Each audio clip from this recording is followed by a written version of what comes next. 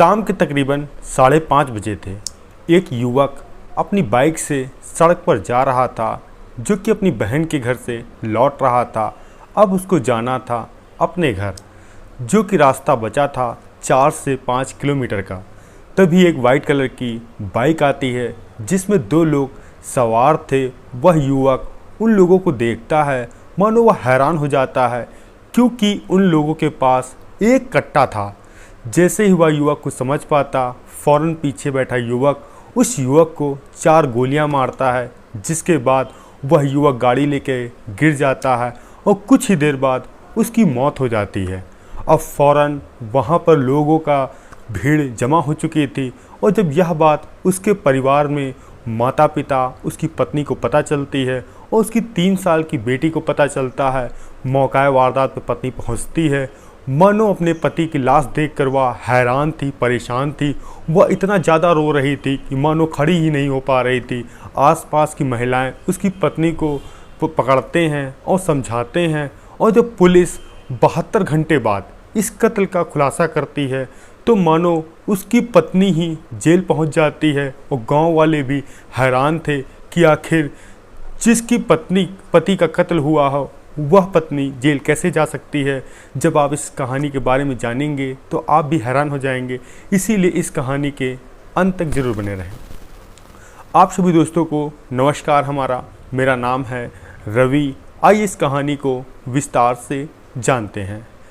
यह सच्ची घटना चालू होती है बिहार का ही एक ज़िला है मोतिहार, और उसी के पास एक जो थाना है जिसका नाम है चिरैया थाना, और उसी थाने के पास ही एक जो खेड़ा मार्ग है, खेड़ा मार्ग के ही पास में एक सराय रोड है।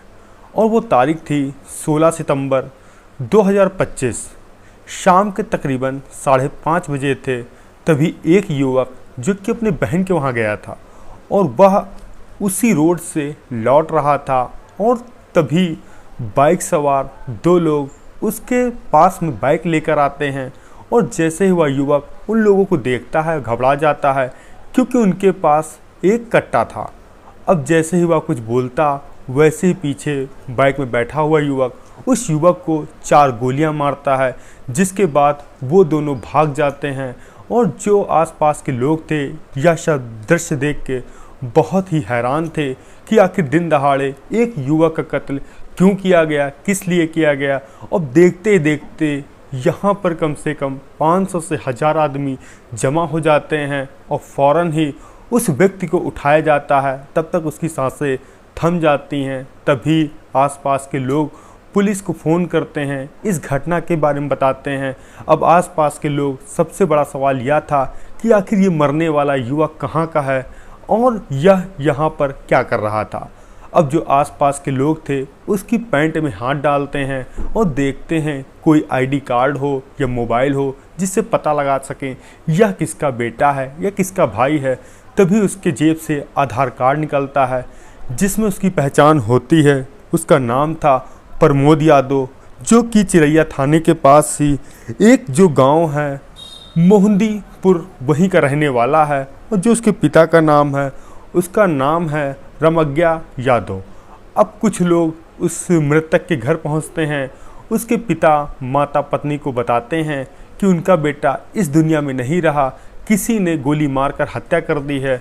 अब जैसे ही माता पिता यह बात सुनते हैं कि उनका बेटा इस दुनिया में नहीं रहा है, तभी वह फ़ौरन वहाँ से भागते हुए पहुँचते हैं घटनास्थल पर। और पीछे से पत्नी भी अपनी 3 साल की बेटी को लेकर आती है। वह भी मानो अपने पति को मृत अवस्था में देखती है, वह भी ज़ोर ज़ोर से रोने लगती है। उसके अंदर भी एक सवाल था कि आखिर उसके पति की जान किसने ली, क्यों ली, और वह अब तो अनाथ हो गई है, अब वह क्या करे।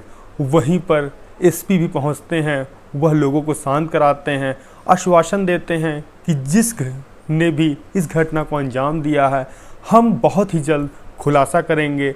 जो एसपी साहब थे, वह जो वहाँ के ही डीएसपी थे, उनके नेतृत्व में एसआईटी की टीम गठित करते हैं और साफ हिदायत देते हैं जिस किसी ने भी इस घटना को अंजाम दिया है वह जल्द से जल्द जेल पहुंचना चाहिए।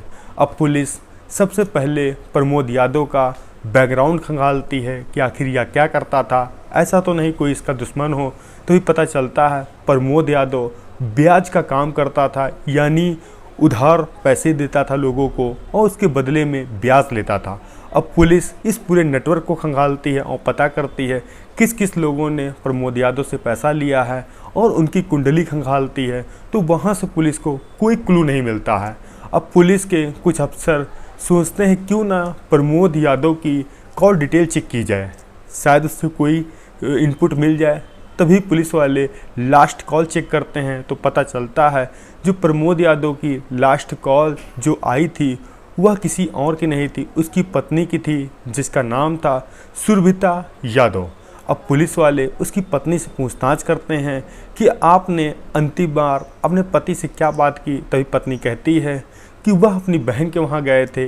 इसी बात को पूछने के लिए मैंने अपने पति को फ़ोन किया था कि आप कहाँ पर हैं, कितनी देर में आएंगे, उसी हिसाब से मैं खाना बनाऊँ। अब पुलिस को तभी कुछ टीमें गांव में भी पूछताछ कर रही थी। तभी एक लोग ने पुलिस को बताया कि जो सुरभिता मृतक की पत्नी है वह अक्सर एक लड़के के साथ मिलते हुए एक दिन बाज़ार में देखी गई थी, जिसके बाद उसके पति से उसका विवाद हुआ था और कहीं न कहीं मुझे लगता है कि वह कोई इनके रिलेटिव है। अब पुलिस को यहीं से सुराग मिलता है, वह फ़ौरन सुरभिता यादव की कॉल डिटेल निकलवाते हैं, क्योंकि ऐसे तुरंत गिरफ्तार करना बहुत बड़ी बात थी, क्योंकि गांव वालों की सहानुभूति थी, क्योंकि उसका पति अब इस दुनिया में नहीं था। तो पुलिस वाले ऐसा काम नहीं करना चाहते थे जिनका उनको विरोध करना पड़े। अब फ़ौरन पुलिस वाले जो मृतक की पत्नी थी उसकी जो CDR निकलवाते हैं। तो एक नंबर पे घंटों घंटों बात की गई थी, वो भी 1-2 दिन की नहीं, साल 2 साल तक बातें थी। अब पुलिस उस नंबर की जब हिस्ट्री निकालती है और जब उसकी लोकेशन देखती है तो पता चलता है कि उसकी लोकेशन भी उसी क्राइम स्पॉट की थी और वहीं पर वह व्यक्ति था। अब पुलिस वाले उसके नंबर से उसका घर तलाशते हैं तो पता चलता है उस युवक का नाम है विकास यादव, जो कि सीतामढ़ी का रहने वाला है। पुलिस की एक टीम सीतामढ़ी पहुंचती है तो पता चलता है विकास यादव यहाँ नहीं रहता है, जो पास का ही एक खितौनी जगह है वहीं पर वह किराए का कमरा लेकर रहता है। अब पुलिस की टीम खितौनी जाती है, उसको वहाँ से हिरासत में लेती है, उससे पूछताछ करती है तुमने प्रमोद यादव का कत्ल क्यों किया है। तो वह पहले तो पुलिस को गुमराह करता है और फिर जब पुलिस वाले सख्ती से पूछते हैं तो वह टूट जाता है, कहता है जी सर, मैंने ही प्रमोद यादव का कत्ल किया है। पुलिस वाले पूछते हैं क्यों किया है, तब वह एक ऐसा खुलासा करता है जो कि काफ़ी हैरान कर देने वाला है। तभी विकास यादव बताता है कि जो सुरभिता यादव यानी मृतक की पत्नी है वह उसके सगे जीजा की, जो सगे जीजा हैं उनकी पत्नी की वो है। तभी अब पुलिस वाले उससे पूछते हैं कि तुमने इस कत्ल को क्यों अंजाम दिया। तभी बताते हैं कि जो प्रमोद है उसकी पत्नी से हमारा 3 से 4 साल से अफेयर चल रहा था और कहीं न कहीं 1 साल पहले हमारा और सुरभिता का अफेयर उसके पति को पता चलता है, जिसके बाद वह अपनी पत्नी को रोक टोक लगाता है, यहाँ तक कि हिदायत देता है कि आज के बाद तुम अगर दोबारा उससे मिलोगी तो मैं उसको मार दूँगा। तभी सुरभिता मुझे कॉल करती है, बताती है मेरे पति काफ़ी गुस्से में हैं और हम लोग को मिलने देना नहीं चाहते हैं, अगर तुम उनको नहीं मारोगे तो वह तुम्हें मार देंगे और मैं ऐसा नहीं चाहती हूँ, क्योंकि मैं अपने पति के साथ नहीं रहना चाहती हूँ और मैं अब तुम्हारे साथ पूरी ज़िंदगी बिताना चाहती हूँ, जैसे भी करके तुम मेरे पति को रास्ते से हटाओ। तभी विकास यादव जो उसका दोस्त है गौतम उसको बताता है कि एक युवक है जो मेरी जान लेना चाहता है और मैं चाहता हूँ कि मैं उससे पहले ही उसको मार दूँ।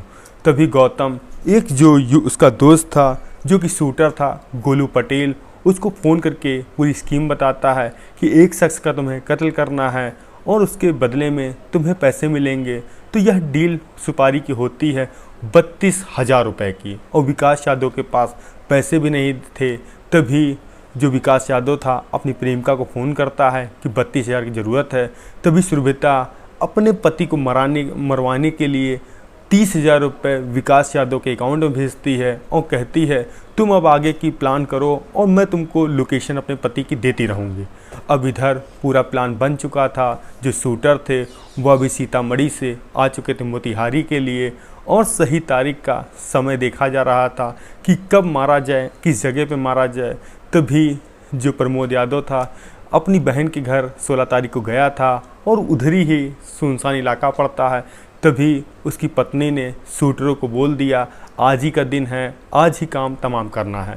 अब विकास यादव अब शूटरों के साथ वहां पहुंचता है और फिर तलाश करता है कि अब वह अपनी बहन के घर से कब निकलेगा। इसके बाद सुरभिता यादव अपने पति को फ़ोन करती है और पूछती तुम कहाँ हो। तो पति कहता है मैं घर आने वाला हूँ, कुछ देर लगेगी। अब जैसे सुरभिता यादव पूछती है अपने पति से तुम बताओ हो कहाँ, तुम झूठ बोल रहे हो।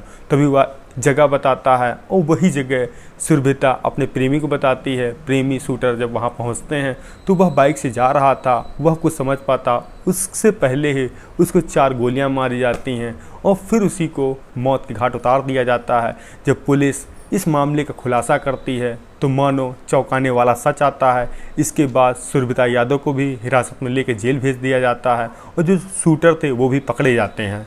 कहते हैं जुर्म करने वाला व्यक्ति कोई कितना भी शातिर क्यों ना हो, कोई ना कोई सबूत छोड़ ही देता है। इसमें भी वही हुआ। एक पत्नी ने जो अपने पैसे देकर अपने ही पति का कत्ल करवाया प्रेमी के माध्यम से, उसके जहन में यह था कि वह पकड़ी नहीं जाएगी, ज़िंदगी भर अपने प्रेमी के साथ रहेगी और वह ज़िंदगी भर सलाखों के पीछे रहेगी। आप इस कहानी के माध्यम से कुछ भी सुझाव देना चाहते हैं तो दे सकते हैं। हम मिलते हैं आपसे नई कहानी नए स्वाद के साथ। जय हिंद, जय भारत।